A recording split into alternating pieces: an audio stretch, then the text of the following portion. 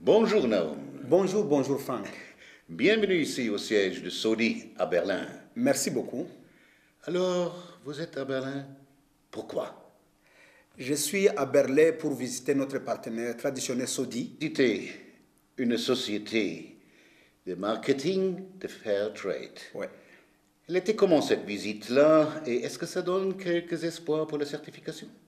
Oui, la visite elle était très bonne parce qu'on a fait de très bons échanges et puis ça donne l'espoir à la certification processus au Congo pour que notre café soit certifié bientôt. Participantes et participants, est-ce qu'ils voient le succès dans notre projet commun?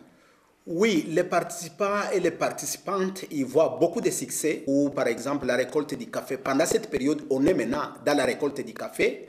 Alors maintenant, au moment où ils ont eu les matériels pour le traitement du café, là, on trouve qu'il y a le succès. Et puis en plus de cela aussi, au moment où ils vont pouvoir planter, parce qu'on a d'autres nouveaux plans qui vont augmenter les espaces cultivables pour augmenter la production dans les 3 ans à venir.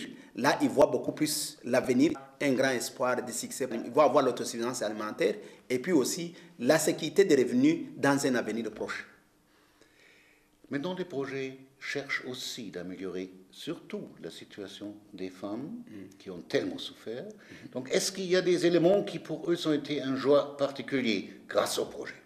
Il y a beaucoup de jeunes femmes qui ont été prises en compte d'une manière beaucoup plus particulière dans les projets.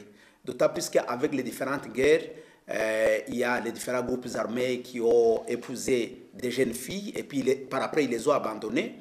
Il y a des femmes veuves à cause des événements de la guerre.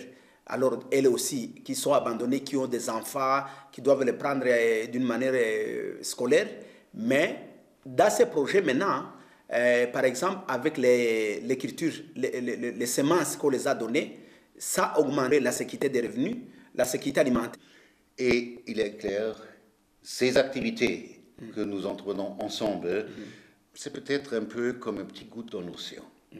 Donc, quels sont d'autres plans et planifications pour UGAFI dans l'avenir pour améliorer la situation de vie des femmes et des hommes dans le sud de Kivu? Ouais. Par exemple, dans la partie d'Idjoui, c'est une île qui est à côté du lac Kivu, là où il n'y a pas de l'eau, il n'y a pas de l'eau potable.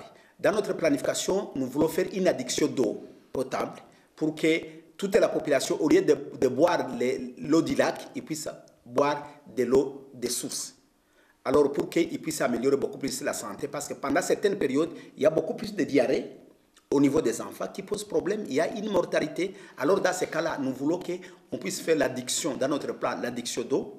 On a encore des défis pour pouvoir aller de l'avant, pour que toute la population se retrouve et soit assurée, avoir au moins le minimum d'autosuffisance alimentaire et avoir aussi les revenus aussi qui augmentent pour la scolarisation des enfants, pour les soins médicaux et d'autres besoins vitaux.